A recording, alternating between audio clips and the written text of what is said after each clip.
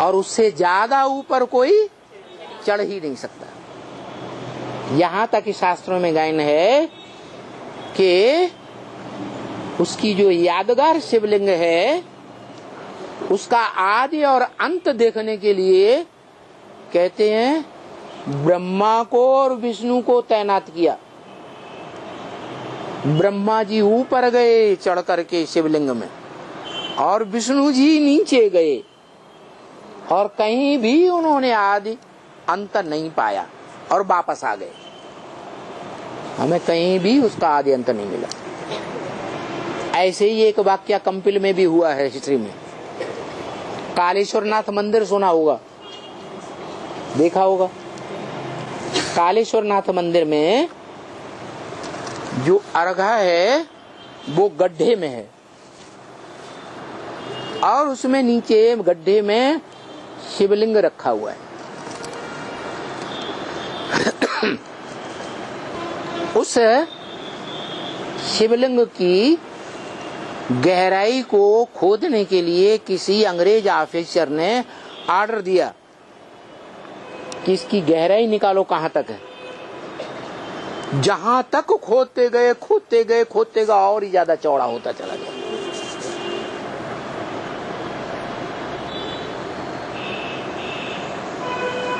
आखिर उसमें जो मंदिर बना हुआ है अंदर, मंदिर के अंदर बंदर एक ही पत्थर का बना हुआ, उस मंदिर को जहां का तहां रख दिया, मंदिर फिर ज्यों का त्यों खड़ा कर दिया।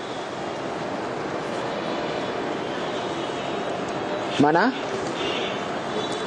जैसे उसका आदि मध्य अंत कोई नहीं जान सकता, उसमें ज्ञान की कितनी गहराई भरी हुई है। वो 700 साढ़े 700 करोड़ मनुष्य आत्माओं के एक एक की जीवन कहानी को जन्म जन्मांतर की जानता है। उसी की छोड़ो 84 लाख योनियों में जो प्राणी मात्र हैं, उन सभी प्राणियों की आत्मा में क्या क्या पार्ट भरा हुआ है, कहाँ पार्ट भरा हुआ है, कैसा कैसा पार्ट भरा हुआ है जन्म जन्मांतर का, वो जानता है। मनुष्य आत्माएं भी जानेंगी, क्योंकि शिव बाप ने ब्रह्मा के मुख से बोला है तुम सब आत्माएं पार्टधारी हो। वो पार्टधारी कैसा बेवकूफ पार्टधारी है जो रंगमंच पर अपने पार्ट को ही भूल जाए। तो हम पार्टधारी कैसे पार्टधारी है? हैं? कैसे पार्टधारी है? बेवकूफ हैं या बुद्धिमान बाप के बुद्धिमान बच्चे बने हैं? बेवकूफ पार्टधारी। क्यों? क्योंकि हम अपने 84 जन्मों को अभी तक नहीं जान पाए। 84 जन्मों में हमारी दुनिया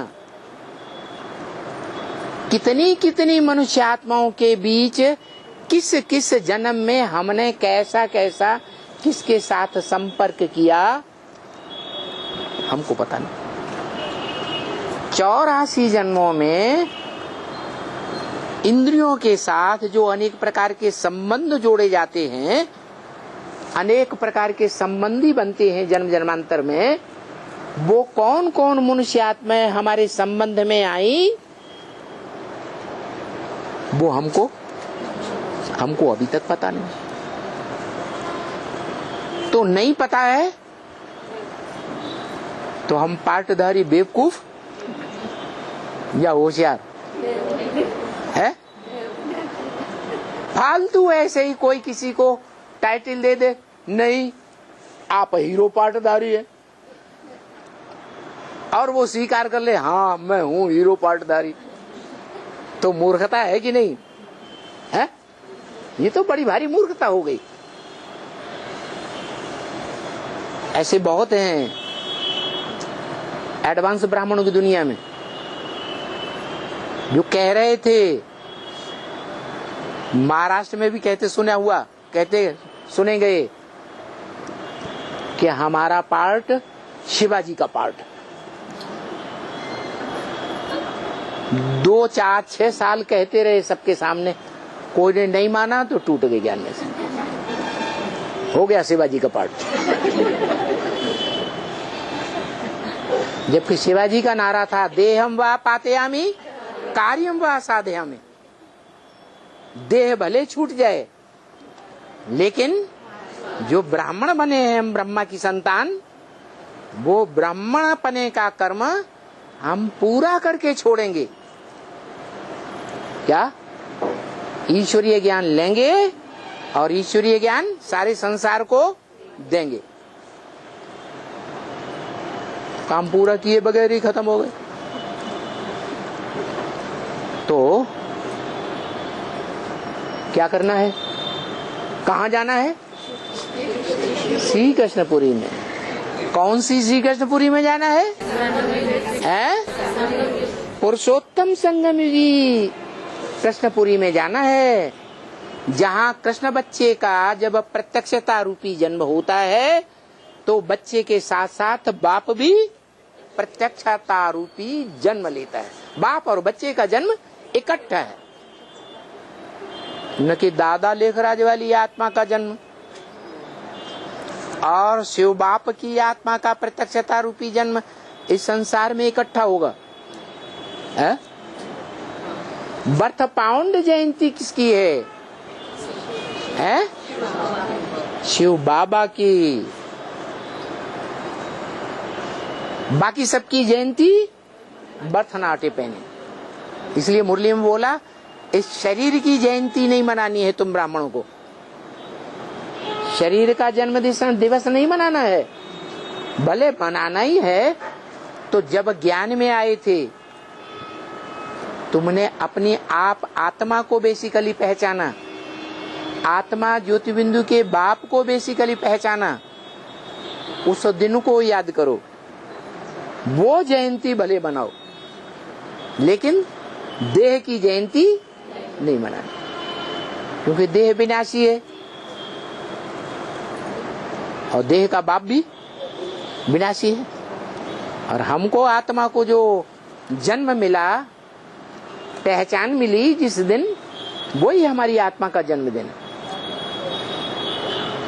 किसने जन्म दिया? आत्मा के बाप ने जन्म दिया, ज्ञान दे करके कि मैं ज्योति बिंदु आत्मा हूं। तो वो जन्म दिवस मनाओ। तो सारा पुरुषार्थ हमारा पुरुषोत्तम संयम श्री कृष्णपुरी में जाने का है। और शरीर छोड़ करके जाना है या इसी शरीर से जाना है? इसी शरीर से जाना है। बाप अपने बच्चे को मरने के बाद वर्षा दे, बच्चा भी मर जाए, बाप भी मर जाए, फिर कहा जाएगा कोई वर्षा मिला? उसे प्रैक्टिकल बात मानेंगे क्या? है नहीं। पढ़ाई हम पढ़ रहे हैं श्री कृष्णपुरी में जाने की, जैसे दुनिया में पढ़ाई पढ़ते हैं, डॉक्टर की पढ़ाई पढ़ते हैं, इंजीनियर की पढ़ाई पढ़ते हैं, इसी जन्म में पढ़ते हैं, इसी जन्म में पद प्राप्त करते हैं।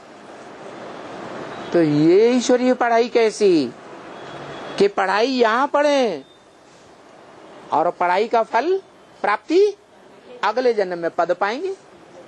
ये तो अंधश्रद्धा हो गई भक्ति मार्ग की। वास्तविकता क्या है? इसी जन्म में हम पढ़ाई पढ़ें और इसी जन्म में पढ़ करके विष्णुपुरी के मालिक बने। फिर विष्णुपुरी भी कहें, कृष्णपुरी भी कहें। जिससे कृष्णपुरी के हम मालिक बनेंगे वो फिर माने बाद में कृष्णपुरी भी बनेगी या नहीं बनेगी? है? अरे कृष्ण के साथ राधा भी आएगी पूरी राजधानी स्थापन होने पर या नहीं आएगी? पूरी राजधानी तब ही कही जाएगी जब राजा की धारणा शक्ति भी आ जाए। राजा की धारणा शक्ति कौन? महाकाली, जो अभी परमात्मा बम युवाओं से फोड़वाने वाली है, खुद भी काला मुंह करने वाली और युवाओं को भी कहेगी आओ हम तुम्हें काला मुंह करवा दें, ये लो कन्या ले जाओ सेंटर बनाओ। क्या होता है? कोई भी जाते हैं कहते हैं सेंटर खोलेंगे, क्या चाहिए? एक कन्या चाहिए, तो हम जाके सेंटर खोलें। कन्या ले जाते हैं, माता साथ में दी नहीं, क्या होगा फिर? कुमारों के हाथ में कन्या सौंप दी और वो जाकर के सेंटर चला रहे हैं, तो रिजल्ट क्या होगा? अरे कृष्णपुरी बनेगी कि कंसपुरी बनेगी? कंसपुरी बन जाएगी। तो बताया फिर विष्णुपुरी भी कहें, कृष्णपुरी भी कहें, क्योंकि हमारी एम ऑब्जेक्ट तो है ना कहाँ जाने की? श्री कृष्णपुरी में जाए और फिर विष्णुपुरी में भी जाए। श्री कृष्णपुरी में कब जाएंगे? कुछ टाइम निर्धारित किया है? इस आखिरी संदेश में तो बोला 20 साल तो है ही नहीं। किस बात के लिए? श्री कृष्णपुरी में जाने के लिए। 20 साल का सपना लेके नहीं रखना, तो कितने साल का रखें? 28 तक, 28। 10 साल का। 10 साल के बाद श्री कृष्णपुरी में जाएंगे। 10 साल के बाद लक्ष्मी नारायण कंबाइंड होके विष्णुपुरी बनेगी या कृष्णपुरी ही रह जाएगी? विष्णुपुरी हो जाएगी। उससे पहले 10 साल से पहले अभी क्या बनने वाली है? श्री कृष्णपुरी पहले बनेगी या विष्णुपुरी पहले बनेगी? पहले श्री कृष्णपुरी।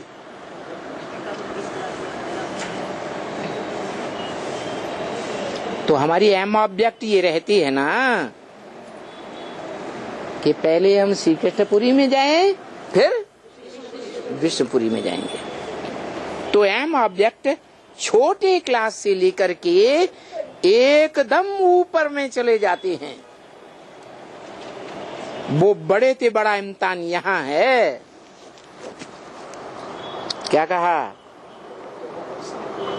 है? बड़े से बड़ा इम्तिहान क्या है? बड़े से बड़ा पद क्या है? विष्णु पद। परम पद कहा है शास्त्रों में। परम माने परे ते परे, जिससे कोई ऊंचा पद होता ही नहीं। उस परम पद को प्राप्त करना, ये हम बच्चों का लक्ष्य है जीवन का। इन सभी को कहा जाता है कि ये लौकिक इम्तिहान है। क्या कुछ बच्चे बाबा के सामने बैठे होंगे लौकिक पढ़ाई पढ़ने वाले, तो बोला इन सभी के लिए कहा जाता है ये जो लौकिक इम्तिहान है, उस इम्तिहान को पास करके फिर भले ICS तक भी चले जावे, और फिर हमारा ये है पारलौकिक पढ़ाई। क्या? कौन सी पढ़ाई? पारलोक की पढ़ाई। पारलोक में हम पद पावेंगे।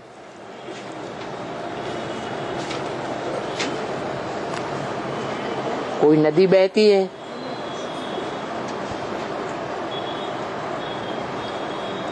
कोई नाव या जहाज पर चढ़ गए, पार उतर गए, तो कहेंगे पार गए। उसे विषय वैतरणी नदी कहो, विषय सागर कहो, पार गए तो पारलोक में गए। अभी हम कहाँ हैं? है, इसी लोक में हैं, विषय सागर में हैं, या पारलोक पहुंच गए? लेकिन हमारा लक्ष्य क्या है? पारलौकिक पढ़ाई हम पढ़ रहे हैं और इम्तिहान भी हमारा यही है। अभी फाइनल पेपर आ गया, क्या क्या फाइनल पेपर? कहाँ जाने का? विष्णुपुरी में जाने का। विष्णुपुरी में जाने का फिर पेपर होगा बाद में, क्या? अभी श्री कृष्णपुरी में जाने का पेपर होने वाला है। उस पेपर में जो पास होंगे वो तो पास हो जाएंगे, क्योंकि 76 में बताया था पुरानी दुनिया का विनाश और नई ब्राह्मणों के संगठन का, नई ब्राह्मणों की दुनिया का स्थापना। तो उसमें भी टू लेट का बोर्ड लगा था। क्या क्या बोर्ड लगा था? नर से नारायण बनना, नारी से लक्ष्मी बनना। जिनको अव्वल नंबर का बनना था वो 76 में डिक्लेयर हो गए, 77 में संपूर्णता वर्ष में डिक्लेयर हो गए। उसके बाद अब टू लेट, कोई कहता नहीं हम भी बनेंगे, तो कौन सा बोर्ड? टू लेट का बोर्ड लग गया, अब कोई नहीं बन सकता। तब क्या करें? अच्छा वो नहीं तो हारिए ने हिम्मत भी सारी है ना राम, क्या करें? अच्छा 8 की माला में आएंगे, विष्णुपुरी में जाएंगे। 8 की माला वाले कहाँ जाएंगे? हैं? अरे विष्णुपुरी में जाएंगे कि नहीं? नहीं जाएंगे? जाएंगे। तो बोला ये है लौकिक इम्तिहान और ये है पारलौकिक पढ़ाई और इम्तिहान। ये हम जानते हैं कि अभी हम पढ़ रहे हैं, फिर भविष्य में हम विष्णुपुरी में भी जावेंगे। जो श्री कृष्णपुरी में जावेंगे वो विष्णुपुरी में भी जाएंगे। आगे तो समझाते भी थे ना, जहां जीत वहां जन्म। क्या? जो बच्चे माँ बाप के घर में जन्म लेते हैं, माँ बाप से अपनी टट्टी पेशाब साफ करवाते हैं, वो आत्माएं दास दासी बना के रखती हैं कि नहीं माँ बाप को? फर्स्ट क्लास दास दासी कौन बनते हैं? माँ बाप। तो उन बच्चों की आत्माओं ने अपने माँ बाप के ऊपर कर्मों में कभी जीत पाई होगी या नहीं पाई होगी? उन बच्चों ने अच्छे कर्म करके माँ बाप के ऊपर जीत पाई पिछले जन्मों में, तब माँ बाप को ऐसा करना पड़ रहा है। पक्का है ना? जैसे बाबा ने बोला सतयुग में राधा कृष्ण बच्चे पैदा होंगे, होंगे ना? जो भी विश्व की बादशाही उनके बाप को मिलती है, प्राप्त करते हैं, वो सारी बादशाही अपने बच्चों को सौंपेंगे या नहीं सौंपेंगे? हैं? सतयुग में सौंपेंगे ना। और यहाँ भी वो सतयुगी राधा कृष्ण की आत्माओं को सूक्ष्म शरीर में अनुभव होगा कि हमें इन माँ बाप से सतयुग में राजाई मिलने वाली है। लेकिन उन सतयुगी राधा कृष्ण रूपी आत्माओं के जो माँ बाप हैं इस समय ब्राह्मणों की संगमी की दुनिया में, वो पुरुषार्थ करके वो राजाई तैयार करने के लिए भरी ढो रहे हैं या नहीं ढो रहे हैं?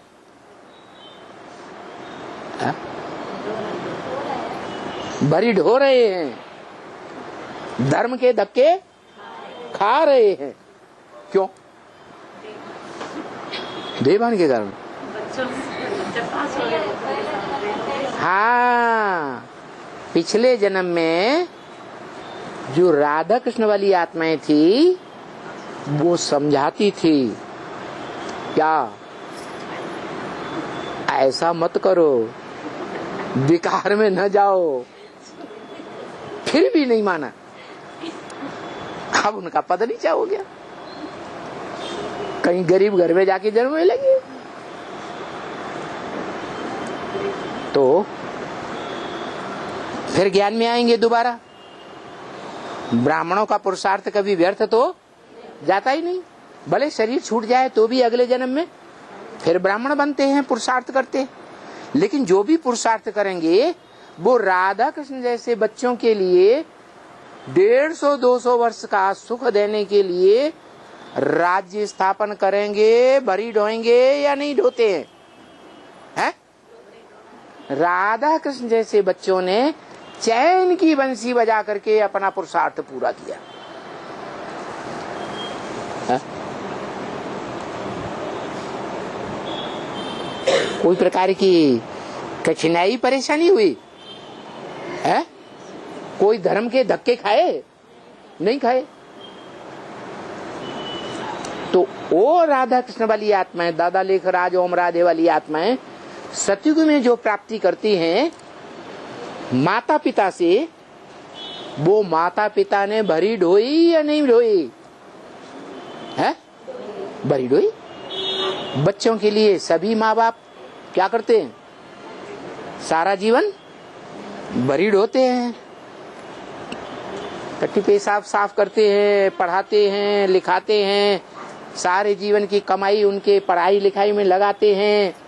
और जब शरीर छोड़ते हैं उससे पहले उन बच्चों को सारे जीवन की कमाई उनको सौंप के, इसका बढ़िया दास दासी कोई मिलेगा दुनिया में? है? तो ऐसे ही है बताया।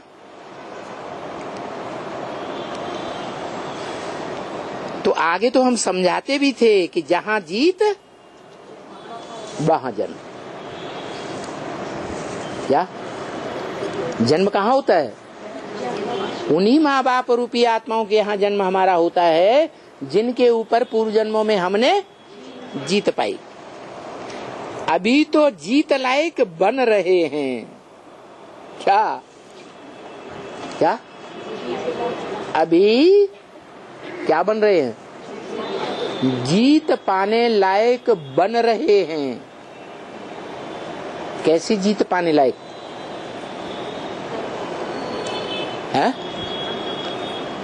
अभी संगम युग में जीत पाने लायक बन रहे हैं।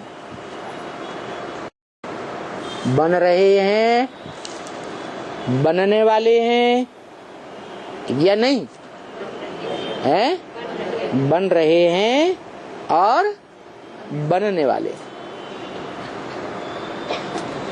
जीत पाएंगे क्या? कैसे लड़ाई हो रही है? राम वाली आत्मा जो मेहनत कर रही है सुप्रीम टीचर का माध्यम बनके पढ़ाई पढ़ाने के लिए, वो किसके लिए कर रही है? अरे किसके लिए खास पढ़ाई हो रही है? वो कृष्ण बच्चे के लिए पढ़ाई हो रही है, जो सतयुग का कृष्ण बच्चा है। तो मेहनत कर रही है कि नहीं है? उसके साथ उसकी जितनी भी प्रजा है वो भी उस कार्य में लगी हुई है या नहीं लगी है? है? तो इसलिए बताया अभी हम जीत लायक बन रहे हैं। किनके ऊपर जीत लायक बन रहे हैं? जो भी ज्ञान चंद्रमा ब्रह्मा, मम्मा बाबा या उनके फॉलोअर्स चंद्रवंशी बच्चे हैं, उनसे लड़ाई हो रही कि नहीं है? तो लड़ाई में जीत लायक बन रहे हैं या नहीं बन रहे हैं? जीत पाने लायक बन रहे हैं। अभी लायक बन गए या बन रहे हैं? बन रहे हैं, ये हमारी बुद्धि में तो है ना, क्या कि हम जीत पाएंगे, हम जीत पाएंगे और वो हार जाएंगे। कौन है? ज्ञान चंद्रमा और ज्ञान चंद्रमा के फॉलोअर्स। ये शास्त्रों की प्रसिद्ध लड़ाई है, सूर्यवंशियों और चंद्रवंशियों की। हम कहाँ के लिए पढ़ रहे हैं? ये बात बुद्धि में है या नहीं है? हम कहाँ के लिए पढ़ रहे हैं? श्री कृष्णपुरी में जाने के लिए पढ़ रहे हैं। वो श्री कृष्णपुरी नहीं जो 16 कला संपूर्ण देवताओं की कही जाती है सतयुग में। हमारी वो श्री कृष्णपुरी जो कलातीत है। क्या हम कलातीत बनने का पुरुषार्थ कर रहे हैं? जैसे सूर्य की कोई कला नहीं होती, कलाओं से परे होता है या कलाओं में बंधता है, घटता बढ़ता है, कलाओं से परे। हम उसी सूर्य के बच्चे हैं, ज्ञान सूर्यवंशी बच्चे हैं। तो स्टूडेंट को अपनी एम ऑब्जेक्ट याद तो रहती है क्या कि हम युद्ध कर रहे हैं, जीत लायक बन रहे हैं। हम ऊंचे ते ऊंचे बाप की ऊंचे ते ऊंची पढ़ाई पढ़ रहे हैं। अरे ऊंची पढ़ाई पढ़ेंगे तो ऊंचा पद पाएंगे ना, है? और वो चंद्रवंशी ऊंची पढ़ाई पढ़ रहे हैं या बच्चा बुद्धि की पढ़ाई पढ़ रहे हैं? तो एम ऑब्जेक्ट तुम्हारी याद बुद्धि में याद रहेगी कि हम अभी नई दुनिया के लिए पढ़ रहे हैं। क्या कहा? हम नई दुनिया के लिए पढ़ रहे हैं। और वो क्या पुरानी दुनिया के लिए पढ़ रहे हैं? हैं? हैं? वो भी नई दुनिया के लिए। हमारे मुकाबले, हमारी दुनिया के मुकाबले उनकी दुनिया नई होगी या पुरानी होगी? हम तो कलातीत दुनिया के लिए पढ़ रहे हैं और उनकी दुनिया है उतरती कला वाली होगी। नहीं, हम यहाँ इसी जन्म में चढ़ती कला में जा रहे हैं या उतरती कला में जा रहे हैं? हमारी लगातार पुरुषार्थ की चढ़ती कला है और उनकी उतरती कला। वो अभी भले समझे बैठे हैं कि हम सरताज हैं। क्या हमारा जो मान मर्तबा इस दुनिया में है वो एडवांस किसी का नहीं। लेकिन वास्तविकता क्या है? वास्तविकता क्या है कि हम जो अभी पढ़ाई पढ़ रहे हैं उस पढ़ाई का मर्तबा जो अभी हमारा बनने वाला है, वो मर्तबे में जब हम पहुंचेंगे तो उनकी नाक, हारने वालों की नाक कैसी हो जाती है? हैं? नीची नाक हो जाती है। तो स्टूडेंट को अपनी एम ऑब्जेक्ट याद रहनी चाहिए। जितना पुरुषार्थ करेंगे क्या इतना अच्छा पद पाएंगे। क्या करेंगे? पुरुष अर्थ। पुरुष माने आत्मा की देह अर्थ है, आत्मा अर्थ। तो देखना है 24 घंटे में हम देह के लिए, देह अर्थ कितना टाइम लगाते हैं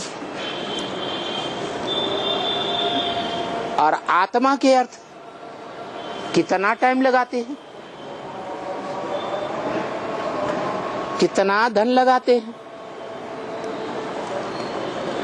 कितना तन की पावर लगाते हैं। तन की पावर अपनी देह की पावर ही नहीं होती है।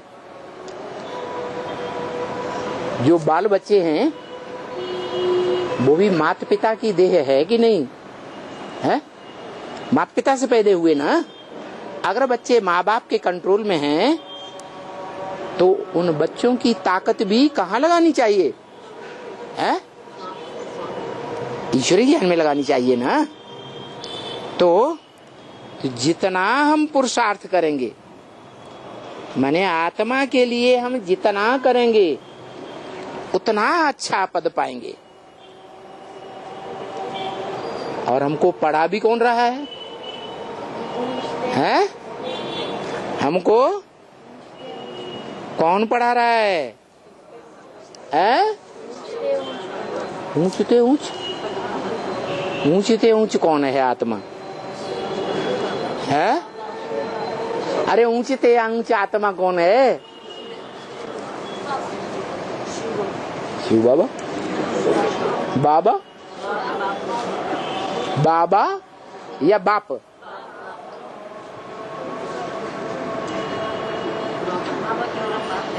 ऊंचते ऊंच आत्मा कौन है? शिव बाबा या शिव बाप? शिव बाबा, शिव बाप नहीं। आधे कहते हैं शिव बाबा, आधे कहते हैं शिव बाप।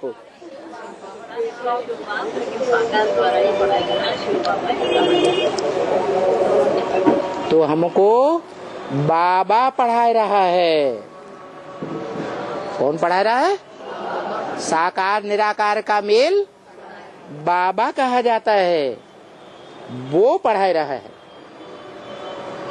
अकेला निराकार नहीं, अकेला साकार भी नहीं पढ़ा रहा है। क्यों? क्योंकि बोला है क्या?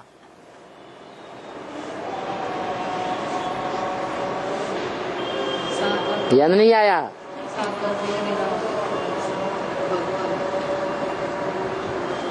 साकार निराकार का जो मेल है उसमें से शिव को निकाल दिया जाए तो क्या बचेगा? है? शव बचेगा। तो कौन पढ़ा रहा है? हैं? शिव बाबा पढ़ा रहा है। हमें पढ़ाई पढ़ाने वाला वो है जो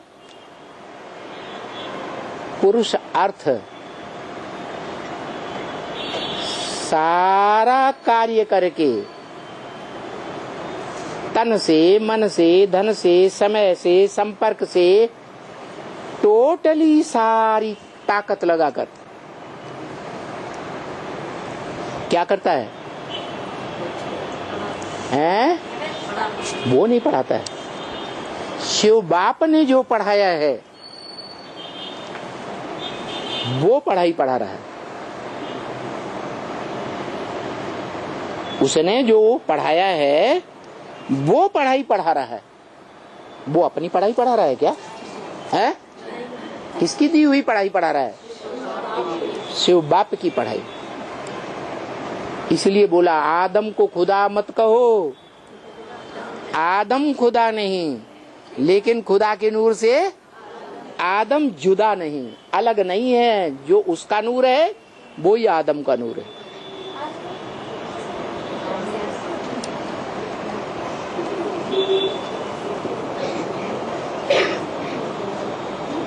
बेहद का बाबा, क्योंकि शिव बाबा तो जरूर स्वर्ग का ही वर्षा देगा। क्या कहा? कौन स्वर्ग का वर्षा देगा? है? शिव बाबा। शिव बाबा तो जरूर स्वर्ग का वर्षा देगा, और कोई दुनिया में दे ही नहीं सकता। किसको देगा? है? स्वर्ग का वर्षा किसको देगा? हाँ हाँ, सुन लिया।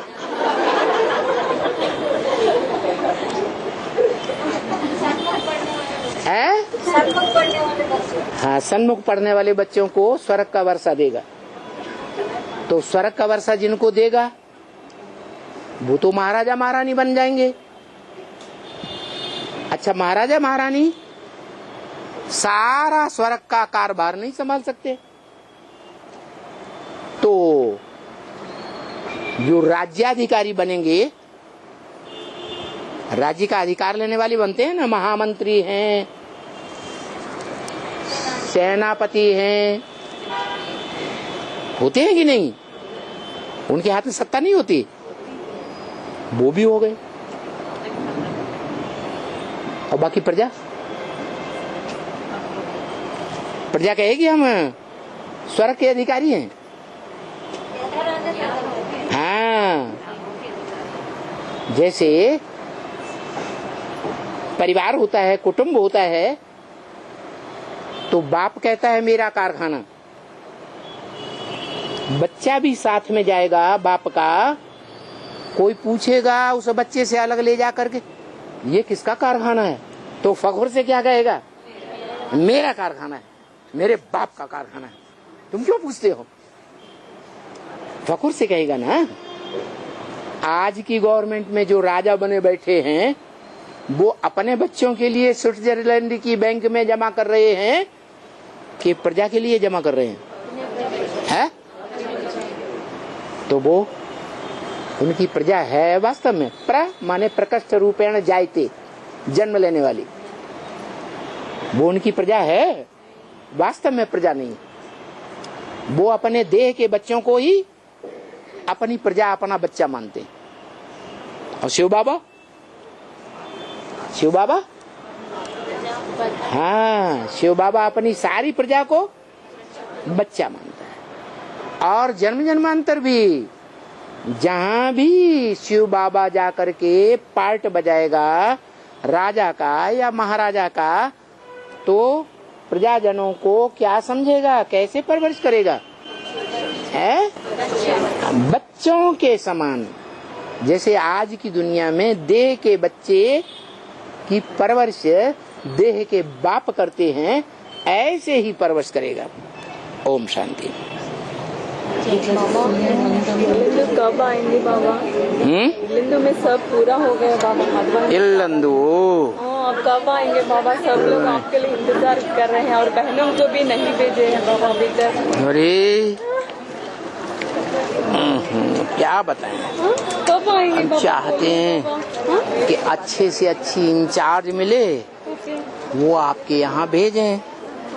अभी तक इंचार्ज नहीं मिला है बाबा। उसका नाम इल्लंदु है ना। मुसलमानों में इल शब्द जो है ना, या इलाह इल्लल्लाह, बहुत अच्छा माना जाता है। तो अच्छा इंचार्ज भेजना चाहिए ना।